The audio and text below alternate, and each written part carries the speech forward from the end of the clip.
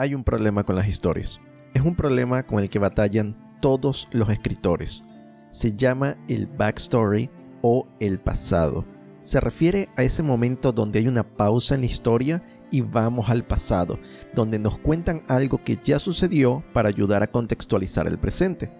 Todos hemos visto esos momentos. Entonces, ¿por qué digo que es un problema? Pues, ¿recuerdas esa pelea intensa donde de repente nos detenemos para ir al pasado y recordar algo y tú simplemente quieres ver el desenlace de la pelea? No hizo falta que mencionara ningún título. Pasa todo el tiempo y nos saca de la experiencia que estamos viviendo en ese instante. Pero, ¿qué pasaría si te digo que hay una historia donde conocer el pasado no es un problema, sino un deseo? Eso es lo que exploraremos en este video. Me llamo Crocs y si estás disfrutando este contenido, no olvides suscribirte, hago videos como este semanalmente.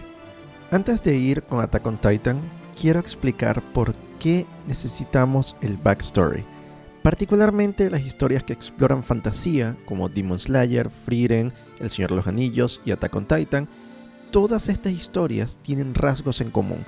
Primero que todo, están situadas en un mundo de fantasía, y lo más importante, nos las cuentan desde la mitad, no desde el principio.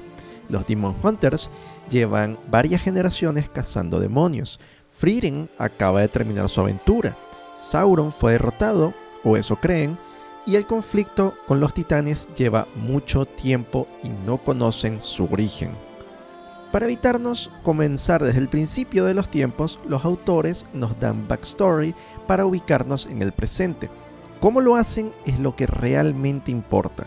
En El Señor de los Anillos, la película abre con una introducción extensa que explica el anillo, Sauron y el conflicto general del mundo. Esta es la forma clásica, nos da un buen bloque de información y entonces empieza la película. Por otro lado, Demon Slayer y Frieren optan por un estilo diferente. Nos sumergen directamente en la trama y de vez en cuando vamos al pasado para traer contexto al presente.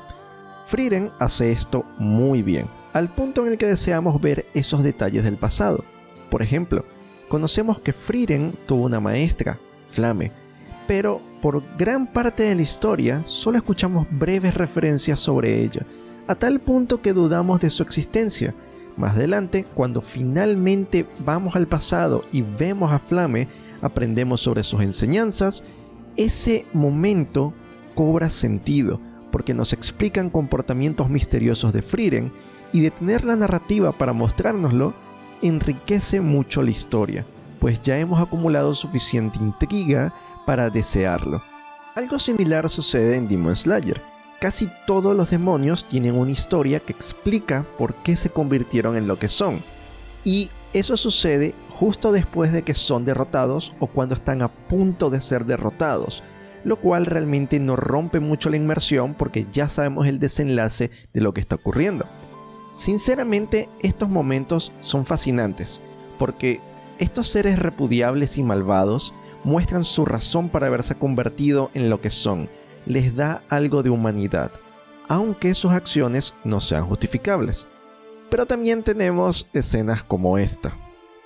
Después de una muy larga espera y muy deseado encuentro, finalmente vemos a Muzan cara a cara con Kagaya Ubuyashiki, el líder de los Demon Hunters.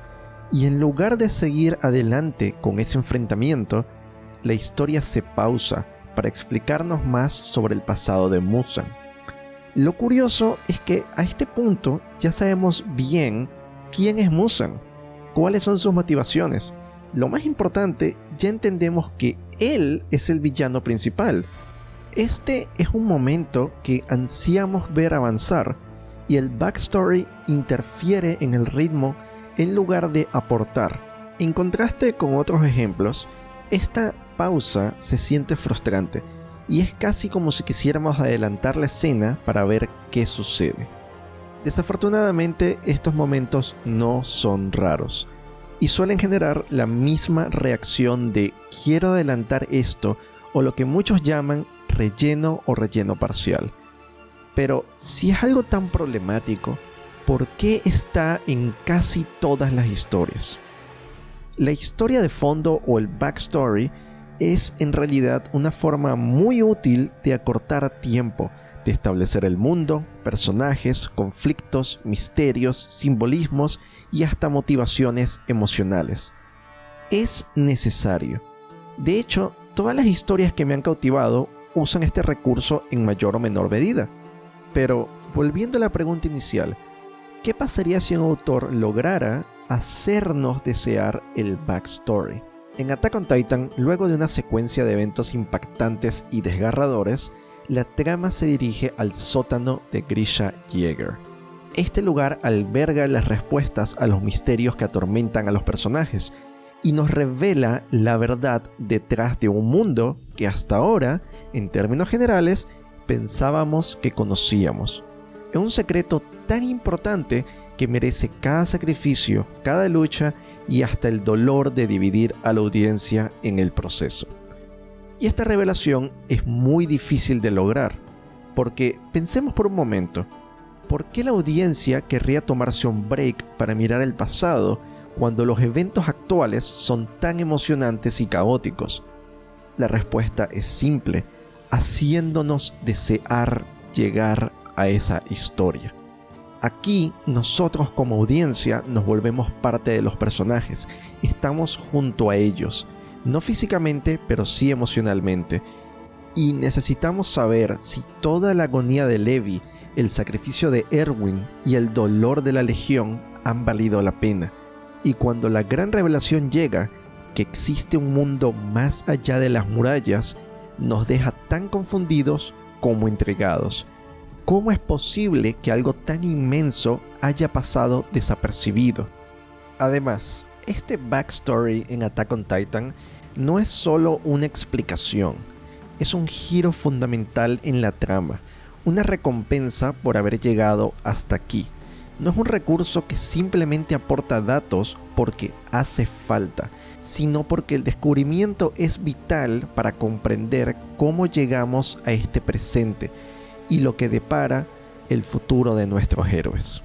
Solo imagínense cómo sería esta historia si hubiésemos empezado la saga con este backstory. Simplemente no sería lo que fue, ¿cierto? He creado varios videos sobre Attack on Titan, y cada vez que hago uno pienso que este será el último, pero las grandes historias son como cebollas. Remueves una capa de genialidad solo para encontrarte con otra más profunda, y muchas veces estas capas se complementan de maneras inesperadas. Sin la habilidad de manejar nuestra atención y ocultar los giros argumentales a simple vista, burlando a la audiencia, no habríamos podido experimentar la revelación del sótano. Y sin la expectativa de conocer esa historia oculta, no habríamos tenido momentos tan decisivos como la elección de Levi, que sigue dividiendo a la audiencia incluso años después. Shingeki no Kyojin concluyó su último episodio hace más de un año, y al hacer estos videos siento que todavía estoy descubriendo detalles y percibiendo matices que honestamente no logré apreciar la primera vez que la vi. Es sinceramente sorprendente cómo, pensando en ideas para futuros videos, caigo en un concepto particular como el backstory que está en todas partes, y lo primero que se me viene a la mente cuando pienso en ejemplos es Attack on Titan.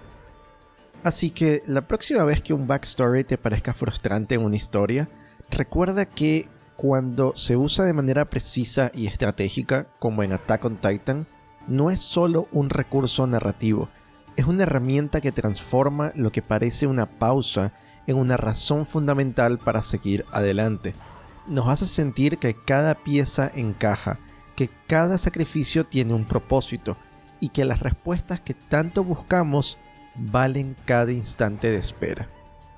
Porque al final Attack on Titan no solo nos cuenta una historia épica, nos invita a experimentar el misterio y el dolor con los personajes, a desear comprender su pasado para que el presente tenga sentido. Es una historia que ha sabido manipular el tiempo para capturarnos, y al hacerlo ha demostrado que un buen backstory no es un obstáculo, sino el corazón de una gran narrativa. Gracias por acompañarme Nos vemos en la próxima.